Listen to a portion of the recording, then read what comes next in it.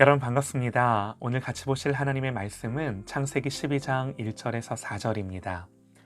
여호와께서 아브라함에게 이르시되 너는 너의 고향과 친척과 아버지의 집을 떠나 내가 내게 보여줄 땅으로 가라. 내가 너로 큰 민족을 이루고 내게 복을 주어 내 이름을 창대하게 하리니 너는 복이 될지라. 너를 축복하는 자에게는 내가 복을 내리고 너를 저주하는 자에게는 내가 저주하리니 땅의 모든 족속이 너로 말미암아 복을 얻을 것이라 하신지라. 이에 아브라함이 여호와의 말씀을 따라갔고 롯도 그와 함께 갔으며 아브라함이 하란을 떠날 때에 75세였더라. 아멘. 나를 향한 하나님의 주권적 선포라는 제목으로 하나님의 말씀 듣겠습니다. 인생의 어두운 밤, 외롭고 두려운 시간에 찾아오셔서 말씀하시고 가야 할 길을 가르쳐 주시는 하나님을 찬양합니다. 오늘 말씀은 아버지 따라 가나안으로 가다가 어찌된 일인지 그냥 하란에서 머물 때 하나님 다시 아브라함에게 나타나셔서 하신 말씀이세요. 어찌 보면 지금까지는 아브라함은 아버지 데라 손잡고 여기까지 왔어요.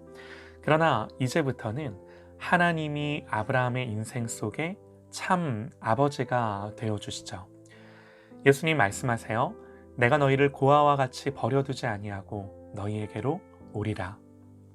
말씀 그대로 하나님 우리의 아버지가 되어주셔서 우리를 버려두지 않으시고 우리의 인생에 찾아오시는 줄 믿습니다. 사도행전에서 스데반의 설교를 들어보면요. 우리 조상 아브라함이 하란에 있기 전 메소보다미아에 있을 때에 영광의 하나님이 그에게 보여 이르시되 내 고향과 친척을 떠나 내가 내게 보일 땅으로 가라. 하나님 아브라함에게 진작에 나타나셔서 이렇게 말씀하셨다 그러죠. 스데반의 설교에 따르면 아브라함이 메소보다미아 갈대아 우르에 있을 때 처음 나타나셨는데요. 이런 연유로 데라는 가족들 데리고 가나안으로 가고자 했을 겁니다. 그런데 가다가 하란에 그냥 머뭅니다. 그리고 데라는 거기서 죽죠. 그리고 하나님은 다시 아브라함에게 나타나신 거예요. 우리가 이런 성경의 내용을 통해 알 수 있는 게요. 적어도 하나님은 아브라함에게 2번 나타나셨어요. 처음에는 갈대아 우르에서, 그리고 하란에서, 그리고 계속해서 아브라함에게 가나안으로 가라 말씀하시는 거죠. 우리가 뭘 알 수 있냐면요. 하나님의 열정, 하나님의 열심, 하나님은 의지가 있으세요. 자신 있게 이걸 말씀드릴 수 있는 건 오늘 말씀에서 이게 분명히 확인돼요. 오늘 말씀은 우리가 너무나 잘 아는 말씀이죠. 가장 중요한 핵심이 어디에 있는가? 오늘 말씀에서 계속해서 반복되는 단어를 하나 찾아보시죠. 제가 강조해서 다시 한번 읽어드릴게요. 여호와께서 아브라함에게 이르시되 너는 너의 고향과 친척과 아버지의 집을 떠나 내가 내게 보여줄 땅으로 가라. 내가 너로 큰 민족을 이루고 내게 복을 주어 내 이름을 창대하게 하리니 너는 복이 될지라. 너를 축복하는 자에게는 내가 복을 내리고 너를 저주하는 자에게는 내가 저주하리니 땅의 모든 족속이 너로 말미암아 복을 얻을 것이라 하신지라. 뭘 강조했는지 들으셨나요? 내가. 이 내가라는 말은요. 우리말 성경에는 4번 번역돼서 나오지만 원어에는 5번 나와요. 내가 하겠다라는 하나님의 의지세요. 그래서 아브라함을 찾아오시고 또 찾아오시고 말씀하시고 또 말씀하시는 거죠. 아브라함이 믿음으로 순종했다는 것 중요하죠. 그러나 더 중요한 건요. 하나님이 우리를 포기하지 않으시고 찾아오시고 말씀하시고 설득하시는 이 하나님의 의지와 열심인 줄 믿습니다. 여기에 우리의 소망이 있는 거죠. 베드로를 생각해 보면요. 그의 인생의 결정적인 변화는 어디서부터 시작됐는가? 주님이 베드로에게 오셔서 나를 따라와라. 내가 너로 사람 낚는 어부 되게 하겠다. 베드로의 인생 속에 이 베드로를 향한 이 주님의 마음보다 더 중요한 게 뭐가 있을까요? 물론 이때 베드로도 순종하고 따라가야죠. 그런데 그거 아세요? 성경을 자세히 보면 순서상 이때가 예수님 베드로를 세 번째 찾아가셨을 때였습니다. 나를 찾을 때까지 찾으시고 설득해 주시고 내 마음을 두드려 주심을 감사합니다. 이때 순종하고 따라가는 저와 여러분 되시기를 소망합니다. 이렇게 하나님은 당신의 주권과 의지를 가지고 아브라함을 찾아오셔서 그를 부르시는데요. 그런데 여기서 끝이 아닙니다. 오늘 말씀을 보면 큰 민족을 이루겠고 내 이름이 창대하게 될 거고 네가 복이 될 거다 약속하시면서 한 가지를 더 말씀을 하시는데요. 너를 축복하는 자는 내가 복을 주고 너를 저주하는 자는 내가 저주하겠다 그러세요. 여기서 눈여겨볼 건요. 앞에 저주와 뒤에 저주가 다른 단어인데요. 앞에 저주는 소홀히 여기다, 깔보다, 함부로 말하다 이 정도의 의미가 있다면 하나님이 저주하시겠다는 뒤의 저주는 말 그대로 강한 저주를 의미합니다. 즉 누구든지 아브라함과 그의 믿음을 업신여기고 함부로 대하는 사람은 하나님이 내가 더 큰 저주로 갚으시겠다는 거예요. 결국 땅의 모든 족속들 앞에 온 세상 앞에 아브라함을 복과 저주의 통로로 세우시겠다는 거예요. 여러분 어떻게 생각하세요? 하나님 왜 이런 말씀을 하시나요?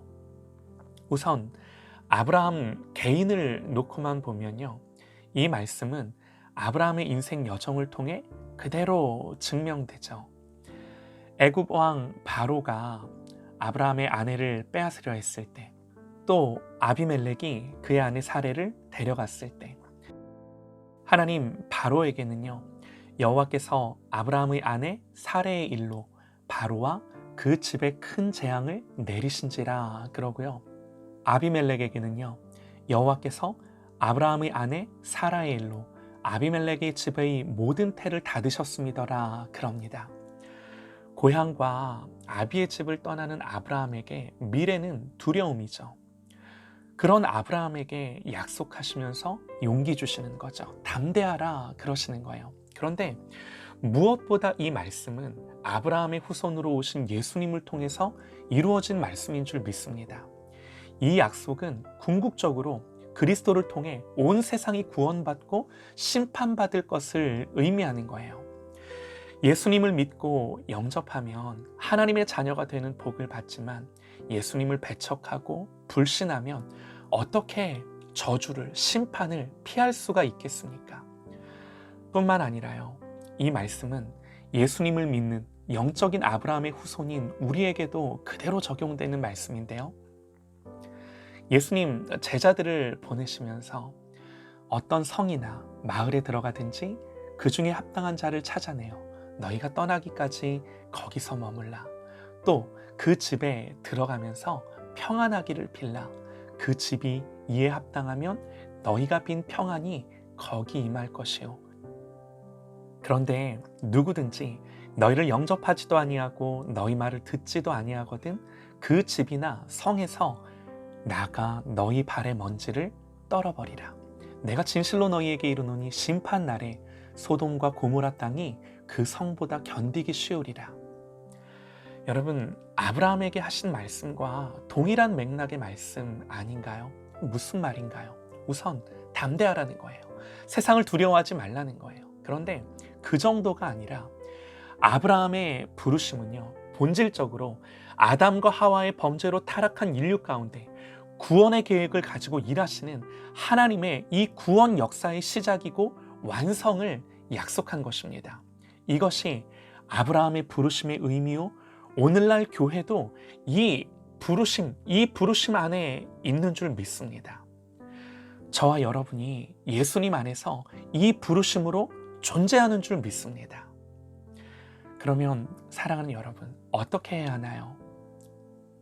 이렇게 부르신 주님을 믿고 담대하고 오늘 말씀처럼 이에 아브라함이 여호와의 말씀을 따라갔고 이 말씀처럼 이 하나님의 부르심 앞에 순종하는 저와 여러분 되시기를 간절히 소망합니다. 이 정도의 약속이면 당연하죠. 뭘 선택할지는 자명한 거죠. 하나님이 우리에게 당신의 약속과 부르심의 풍성함이 어떠한지를 더 잘 깨달아 알게 하셔서 더 좋은 것을 날마다 취할 수 있는 저와 여러분 되시기를 간절히 소망합니다.